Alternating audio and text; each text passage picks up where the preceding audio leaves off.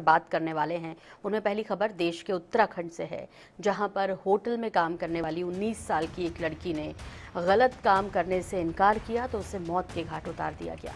5 दिन की गुमशुदगी के बाद आज उसका शव बरामद हुआ है। लड़की जिस होटल में रिसेप्शनिस्ट का काम करती थी, उसी के संचालक अपने साथियों के साथ उस पर दबाव बनाया करते थे गलत काम करने के लिए। और जब इस बात का विरोध किया लड़की ने तो उसे पानी में ढकेल दिया। हालांकि 5 दिन के बाद उसका शव बरामद किया जा चुका है। दूसरी खबर होगी मध्य प्रदेश से, जहां राजधानी भोपाल में मोहाली में जो एमएमएस कांड हुआ, आपको याद होगा किस तरह छात्राओं, लगभग 60 से ज़्यादा छात्राओं का मोहाली की यूनिवर्सिटी में एमएमएस बनाया गया और उसके बाद उनको ब्लैकमेल किया जा रहा था। ठीक ऐसा ही मामला राजधानी भोपाल में भी सामने आया है। एक छात्रा का 3 एक्स स्टूडेंट्स ने अश्लील वीडियो बनाया जब वो कॉलेज के फंक्शन में तैयार होने के वक्त अपने कपड़े चेंज कर रही थी। उस दौरान ये वीडियो बनाया और फिर उसे ब्लैकमेल करना शुरू कर दिया। पुलिस ने 3 स्टूडेंट्स के खिलाफ आईटी एक्ट समेत दूसरी धाराओं में केस दर्ज कर लिया है। वहीं तीसरी खबर की बात करें तो वो छत्तीसगढ़ के मुंगेली से होगी, जहां भूख प्यास की वजह से 24 से ज़्यादा गायों की मौत हो चुकी है और कई गायों की स्थिति अभी भी नाजुक बनी हुई है। मवेशी तस्कर के घर से मवेशियों के शव बरामद हुए हैं। उनको चारा और पानी तक वो नहीं देता था, इसकी वजह से 24 गायों की मौत हुई और कईयों की हालत अब भी गंभीर है। तो ये 3 खबर हैं जिन पर हमारी नज़र रहेगी। सबसे पहले पहाड़ का रुख कर लेते हैं, यानी उत्तराखंड की बात कर लेते हैं, जहां पर रिसेप्शनिस्ट हत्याकांड में बड़ी खबर सामने आई, जहां राज्य आपदा मोचन बल यानी कि एसडीआरएफ को चीला नहर के पास पीड़िता का शव मिल गया है। आरोपियों ने पीड़िता की हत्या कर चीला नहर में ही उसका शव फेंक दिया था। एसडीआरएफ ने परिजनों को शव की शिनाख्त के लिए बुलाया। पीड़िता के भाई और पिता ने शव की शिनाख्त कर दी है। पीड़िता के पिता और भाई ने पुष्टि की है कि यह अंकिता का ही शव है। मिली जानकारी के मुताबिक पुलिस ने सुबह 7 बजे सर्च ऑपरेशन शुरू किया। बॉडी को पोस्टमार्टम के लिए एम्स भेजा गया। पीड़िता का शव मिलने के बाद सीएम पुष्कर सिंह धामी ने ट्वीट कर इस घटना पर दुख जताया। बीते 5 दिनों से गुमशुदा चल रही अंकिता भंडारी मामले में पुलिस ने खुलासा कर दिया है। पुलिस ने आरोपी रिसोर्ट मालिक पुलकित आर्य समेत उसके 2 अन्य साथियों को गिरफ्तार किया, जिसके बाद आरोपियों ने खुलासा किया कि उनके द्वारा अंकिता भंडारी को सुनसान जगह पर ले जाकर शराब पिलाई गई और उसके बाद शराब के नशे में उसकी हत्या कर उसका शव नहर में फेंक दिया। अंकिता भंडारी हत्याकांड के मामले में एक्शन लगातार जारी है। पहले पुलिस ने तुरंत एक्शन लेते हुए जांच के बाद 24 घंटे के अंदर तीनों आरोपियों को गिरफ्तार किया था। इसके बाद मुख्यमंत्री पुष्कर सिंह धामी के निर्देश पर एसआईटी का गठन कर जांच के आदेश दिए गए। अंकिता भंडारी हत्याकांड में सरकार एक और बड़ा फैसला ले सकती है। इस कांड के मुख्य आरोपी पुलकित आर्य के भाई अंकित आर्य को पिछड़ा आयोग से हटाया जा सकता है। अभी अंकित आर्य पिछड़ा वर्ग आयोग के उपाध्यक्ष के पद पर हैं। पिता के बीजेपी से जुड़े होने के कारण पार्टी पर इस केस का भारी दबाव है। रविवार की सुबह ही रिसोर्ट पर बुलडोजर चलने के बाद अब परिवार से सरकार में ओहदा प्राप्त लोगों पर गाज गिरने की तैयारी भी शुरू हो गई है।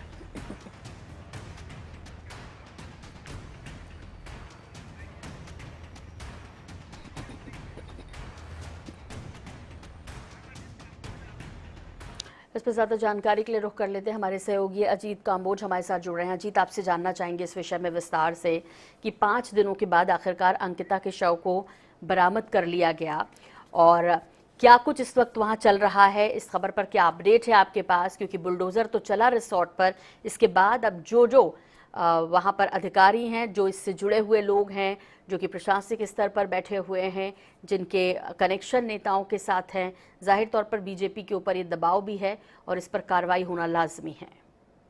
बिल्कुल, आपने ठीक कहा। अगर उत्तराखंड की बात की जाए तो ये बड़ी घटना है उत्तराखंड के लिहाज से, क्योंकि शांत प्रदेश कहा जाता है उत्तराखंड को और वहां पर इस तरह का जघन्य एक हत्याकांड ही कहेंगे इसको कि एक लड़की है अंकिता भंडारी, जिसको उसके ही साथियों ने चिला नहर में यहाँ पर धक्का देकर उसका हत्या की है और जिसके बाद आज सुबह ही उसका शव बरामद हुआ है लगभग 5 दिन बाद।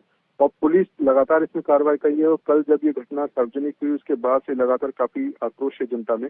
और अभी की ताजा अपडेट अगर हम दें तो सीधे तौर पर अभी के 15 मिनट पहले की जो घटना है, जो रिजॉर्ट था वंतरा, उसमें ग्रामीणों ने, आक्रोशित जनता ने आग लगा दी है, उसको आग के हवाले किया है। अभी ये तस्वीरें सामने आ रही हैं। और दूसरा बड़ा अपडेट है शासन की तरफ से, जो पुलकित आर्या है, जो इस हत्याकांड में मुख्य दोषी है, वंतरा रिजॉर्ट के जो मालिक बताया जा रहा है, भाजपा नेता का बेटा, उनका बड़ा बेटा कहे या पुलकित आर्या का जो बड़ा भाई ओबीसी आयोग में जो उपाध्यक्ष थे उनको भी बर्खास्त करने की तैयारी यहाँ पर हो गई है। औपचारिक आदेश कुछ ही देर बाद जारी होने हैं। जनवरी 2022 में ही उनको उपाध्यक्ष ओबीसी में नियुक्त किया गया था, ओबीसी आयोग में, और अब से कुछ ही देर बाद ऑफिशियल आदेश जारी हो जाएंगे उनकी बर्खास्तगी के। तो ये बड़ी अपडेट है अभी की। हालांकि जनता काफी आक्रोशित है। जनता ने सीधे तौर पर कल ही जब तीनों आरोपियों को यहाँ पर पुलिस ने पकड़ा था तो उनकी काफी पिटाई की थी। उसके बाद रिजॉर्ट में जाकर जनता ने तोड़फोड़ की थी और देर रात को शासन के निर्देशों के बाद रिजॉर्ट को बुलडोजर से जमींदोज करने की कार्रवाई शुरू हो गई है। हालांकि अभी केवल बाउंड्री और कुछ दीवारों को यहाँ पर ढहाने का काम हुआ है, लेकिन बुलडोजर वहीं पर तैनात किया गया है। जो संबंधित क्षेत्र के राजस्व के पटवारी थे उनको देर शाम को ही डीएम के निर्देशों के बाद निलंबित कर दिया गया है। पूरे प्रकरण को लेकर पुलिस काफी संजीदा है। सरकार खुद मॉनिटरिंग कर रही है, मुख्यमंत्री खुद हर चीज के अपडेट ले रहे हैं।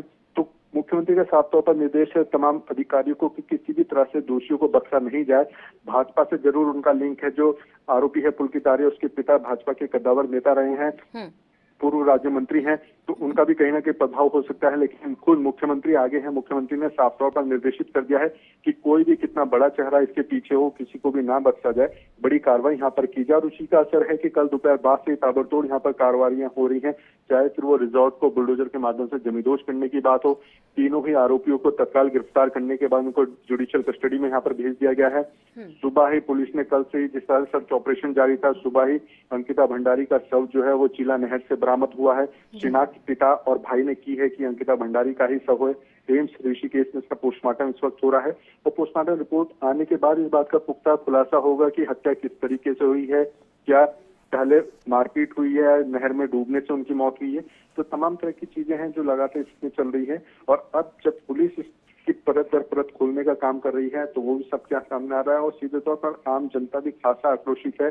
कल भी काफी उबाल था और अब जो घटनाएं सामने आ रही हैं कि रिजॉर्ट को आग के हवाले किया गया है, तो कहीं ना कहीं ये बड़ी हत्या, बड़ा घटनाक्रम है जिसके बाद पुलिस यहाँ पर अपना काम करी और आम जनता भी अपनी तरफ से काम में लगी है। जी बिल्कुल अजीत, यहाँ पर आपसे ये भी जानना चाहेंगे कि चूंकि देखिए परिवार से पहले कभी अंकिता ने इस बात का जिक्र किया था क्या, क्योंकि वो परेशान थी और जिस तरह से इस पूरी खबर पर जानकारी मिल रही है कि वो लगातार वो जो गलत काम करने के लिए फोर्स किया करते थे, मना कर रहे थे, तो ऐसे में कभी उसने शिकायत की, इससे संबंधित कभी परिवार से बात की उसने? बिल्कुल, अगर परिवार की बात की जाए तो परिवार से इस तरह की कोई बात अभी सामने नहीं निकल कर आई है कि वो किसी तरह से परेशान थी और परिवार को इसकी जानकारी थी।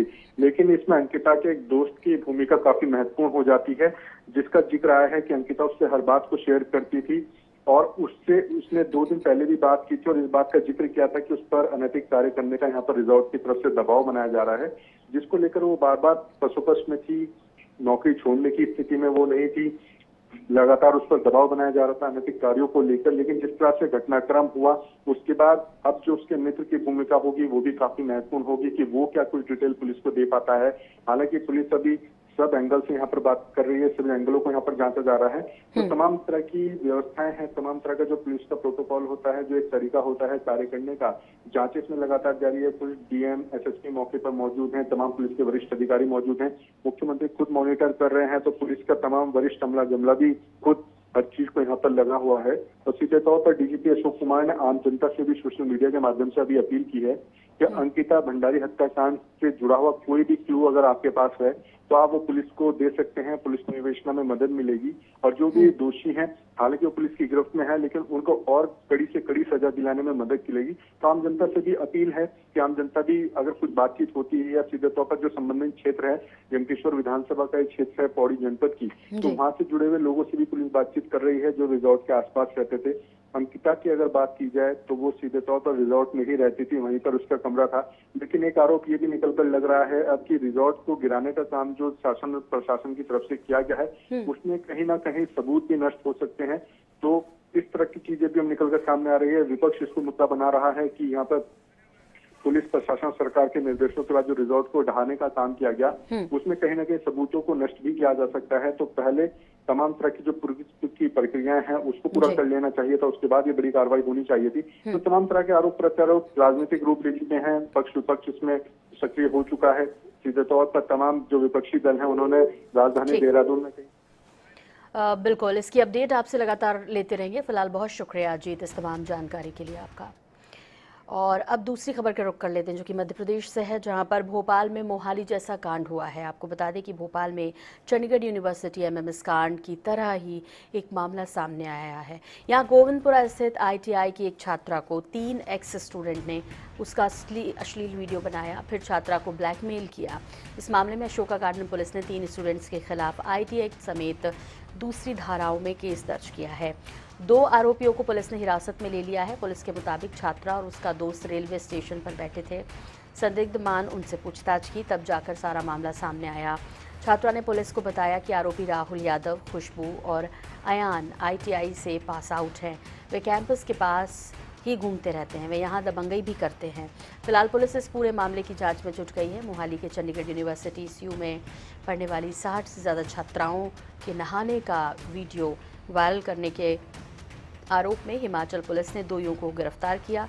इनमें लड़की ने जिस युवक की तस्वीर दिखाई थी उसे शिमला के ढरी से पकड़ा गया। उसका नाम रंकज वर्मा है। वहीं दूसरे आरोपी सनी मेहता को रोहड़ी से अरेस्ट किया गया था। मोहाली के बाद भोपाल में हुए एमएमएस कांड के कई सवाल खड़े कर दिए हैं कि आखिरकार इन कॉलेजेस में, इन यूनिवर्सिटीज़ में हो क्या रहा है। वहाँ जो बच्चे पढ़ते हैं, क्या वाकई वो सुरक्षित नहीं हैं?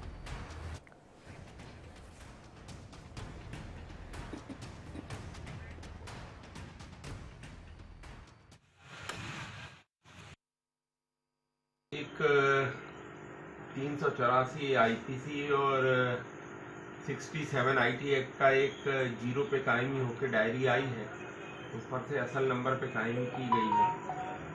अनुसंधान जारी है, अनुसंधान के बाद ही कोई तथ्य तक पहुंचा जा सकता है। तो भोपाल बना मोहाली, क्योंकि यहाँ भी मोहाली की तरह एमएमएस कांड पार्ट 2 देखने को मिला, जहाँ एक छात्रा का जब कॉलेज में सांस्कृतिक कार्यक्रम था उस दौरान वो अपना ड्रेस चेंज कर रही थी। उसने भी हिस्सा लिया था सांस्कृतिक कार्यक्रम में, और जब वो ड्रेस चेंज करने के लिए गई ग्रीन रूम में तो उस दौरान एक्स स्टूडेंट ने ही उसका ये अश्लील वीडियो बनाया। उसके बाद से ही उसे लगातार ब्लैकमेल कर रहे थे। विश्वकर्मा जयंती पर कॉलेज में ये सांस्कृतिक कार्यक्रम आयोजित किया गया था। आपको बता दें कि 17 सितंबर को विश्वकर्मा जयंती थी। इस दौरान ये लड़की का अश्लील वीडियो बनाया गया और उसके बाद उसे ब्लैकमेल किया जा रहा था तब से। इस पर ज़्यादा जानकारी के लिए हमारे सहयोगी गौरव गुप्ता भोपाल से सीधे जुड़ गए हमारे साथ। गौरव, आपसे जानना चाहेंगे क्या कुछ कार्रवाई अब तक हुई है? तीनों ही आरोपी भोपाल के ही रहने वाले बताए जा रहे हैं। गौरव की गिरफ्तार एक बोल रहे हैं ना कुछ टापू। गौरव, क्या आप मुझे सुन पा रहे हैं? आपसे जानना चाहेंगे कि भोपाल में भी मोहाली पार्ट 2 देखने को मिला है, और ऐसे में क्या कुछ कार्रवाई हुई है अब तक आरोपियों के खिलाफ? कितना पुलिस आगे बढ़ी है इस मामले को लेकर?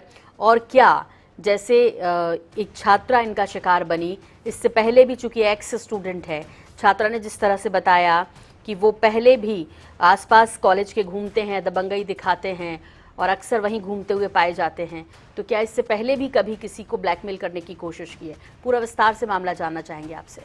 देखिए, बिल्कुल ये मामला जो है राजधानी भोपाल के आईटीआई कॉलेज का सामने आया है, जिसमें 3 आरोपियों के द्वारा एक आईटीआई छात्रा को ब्लैकमेल किया गया था। यहाँ पे महिला के जो छात्रा थी उसके दोस्त को ये वीडियो दिखाया गया था। उसके दोस्त के द्वारा छात्रा को ये जानकारी मिली थी कि उसका एक एमएमएस जो है 3 जो पूर्व छात्र है आईटीआई कॉलेज के उनके पास है और उसके एवज में उससे पैसे मांगे गए, जिसके बाद छात्रा ने मामले की जानकारी पुलिस को दी और पुलिस ने इस मामले में एफआईआर दर्ज की है।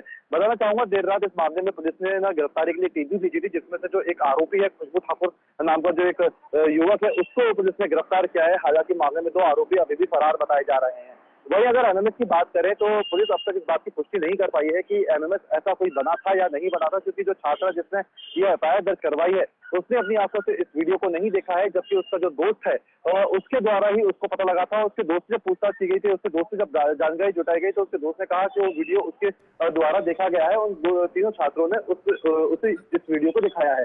फिलहाल जो है पुलिस का कहना है कि जब तक मुख्य आरोपी और जिसके मोबाइल में ये एमएमएस बनाया गया है उनको गिरफ्तार नहीं कर लिया जाता है, तब तक इस पूरे मामले की पुष्टि नहीं हो सकती है।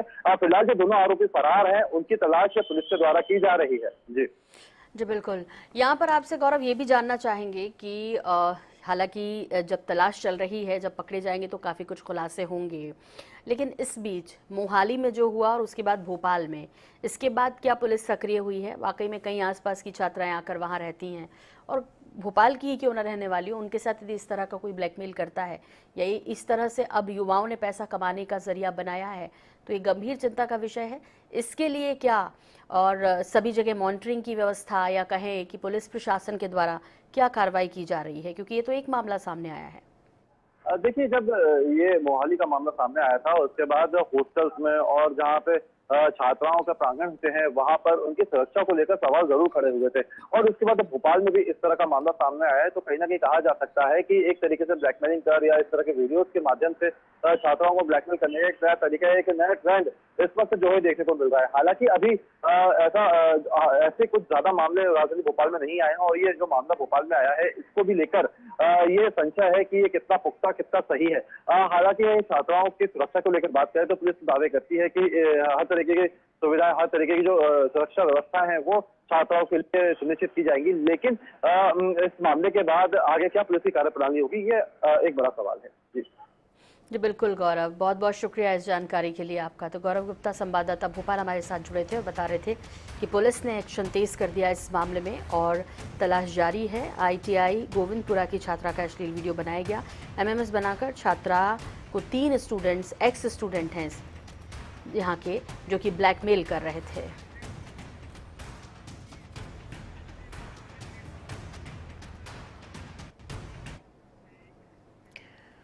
और अब तीसरी और आखिरी खबर छत्तीसगढ़ से होगी। भूख प्यास से 24 गायों की मौत हो गई है यहाँ पर। जी हाँ, मुंगेली के पथरिया में 24 गायों की भूख प्यास से मौत हो गई है। आपको बता दें कि मवेशी तस्कर ने इन गायों को कई दिनों से भूखे प्यासे रखा हुआ था, जिससे इनकी मौत हुई। कई गाय की स्थिति अभी भी नाजुक है। गाय की मौत और शवों को देखकर लोगों में आक्रोश भी बढ़ रहा है और वे तस्कर पर कड़ी से कड़ी कार्रवाई की मांग कर रहे हैं। लोगों के आक्रोश को देखते हुए पुलिस प्रशासन की टीम घटनास्थल पर पहुंची और दोषी पर कठोर कार्रवाई का आश्वासन दिया है। फिलहाल तस्कर पकड़ से बाहर है। आरोपी तस्कर पथरिया के वार्ड 14 में रहता है। वहीं अपने घर में मवेशियों को रखे हुए था वो। लोग इस बात पर भी हैरान है कि आखिर इतने दिनों तक तस्कर की इस हरकत का किसी को पता कैसे नहीं चला। गायों के गुमने पर उनके मालिकों ने सुध आखिर उनकी क्यों नहीं ली। तो मवेशी तस्कर है, 24 गाय की मौत हो जाती है क्योंकि ना उनको पानी दे रहा था, ना उनको चारा दे रहा था, और भूख प्यास की वजह से 24 गाय की मौत हो गई है। अब जो गाय बचाने की बात करते हैं, जो संगठन है, दरअसल वो तब नहीं आते जब इस तरह की स्थिति पशुओं के साथ होती है, वो तब आते हैं जब उनकी जान चली जाती है। इस केस में भी कुछ ऐसा ही देखने को मिल रहा है। सैयद वाजिद का रुख कर लेते हैं, मुंगेली लिए चलते हैं आपको।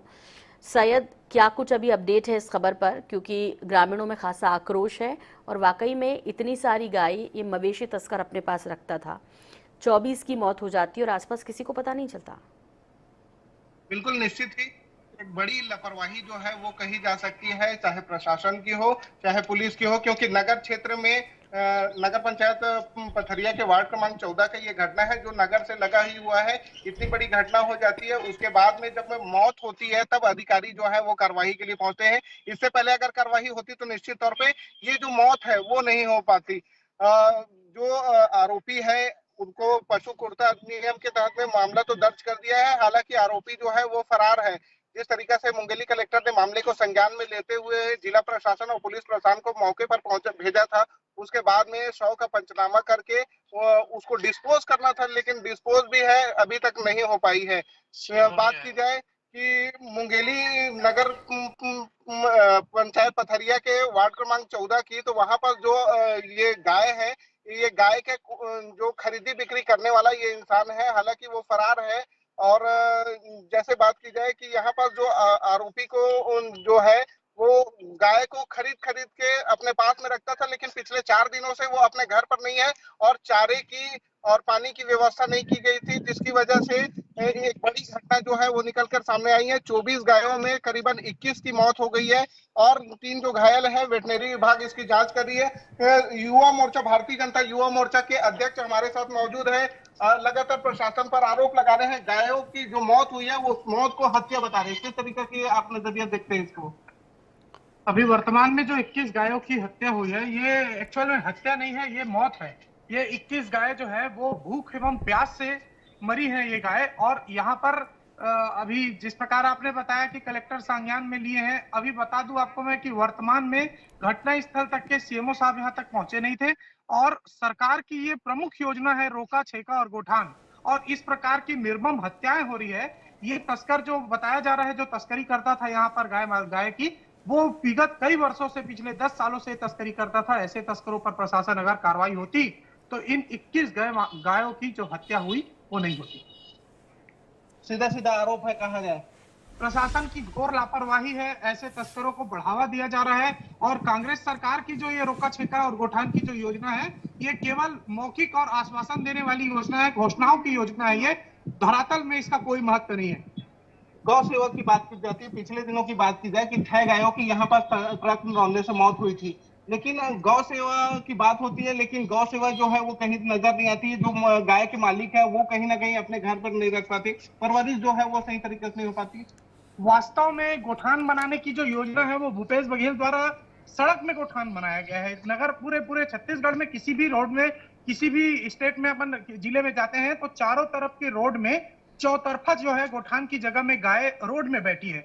तो वास्तविक तौर पे देखा जाएगा अगर, तो भूपेश बघेल ने रोड में गोठान बनाया है और इसमें किसी प्रकार की कोई व्यवस्था नहीं है। किसी गोठान में कोई भी गाय की संख्या कहीं पर भी नहीं। गाय मालिकों की भी तो गलती कही जा सकती है। उन पर निश्चित तौर पे प्रशासन को कार्रवाई लेना चाहिए, उनके ऊपर एफआईआर दर्ज करना चाहिए। सरपंच के ऊपर हो एक प्रशासन नियम बनाएगा कि अगर गाय मालिक उसको अगर अपने घर में नहीं रख सकते, व्यवस्था नहीं कर सकते, पंचायत के रूप में अगर गोठान में नहीं रख सकते, तो जो उसमें उनके ऊपर कार्रवाई करे, जो दोषी है उस व्यक्ति के ऊपर, तो इसमें स्ट्रिक्टली फॉलो करेंगे इस प्रकार की योजना को। निश्चित तौर पे अगर बात की जाए कि जिस तरीके से गायों के मालिकों के ऊपर अगर कार्रवाई की जाए तो इस तरीके से घटना जो है वो रोकी जा सकती है, क्योंकि जो गाय है वो गायों की सही तरीके से परवरिश, उनको चारा जो व्यवस्था है वो नहीं हो पाती, जिसकी वजह से वो एक कीमत में बेच देते हैं और बेचने की वजह से इस तरीके की जो घटना है वो सामने निकल कर आती है। जी बिल्कुल सैयद, और वाकई में एक गंभीर बात है कि जहां गायों की रक्षा की बात की जाती है, गौठान बनाए हैं, उनके गोबर को भी बेचा जा रहा है, लेकिन उसके बावजूद भी कैसे इन गाय मालिकों ने कोई सुध नहीं ली जब इनके पशु गायब हुए, और कैसे, जैसे आपके साथ जो जुड़े थे वो कह रहे थे कि 10 सालों से ये मवेशी तस्कर है, लेकिन इसके बारे में कभी किसी ने कंप्लेंट नहीं की, खुद इन्होंने कभी इस पर नहीं उंगली उठाई, जो कि आज 24 गायों की मौत के बाद हमारे साथ जुड़े और हमें बता रहे हैं। लेकिन सवाल ये उठता है कि जिम्मेदारी सभी की बनती है हमारे पशुधन की रक्षा करने की। बहुत शुक्रिया इस तमाम जानकारी के लिए आपका सैयद। और इसी के साथ 3 खबर सबकी नज़र में फ़िलहाल इतना ही। मुझे भी दीजिए इजाज़त। नमस्कार।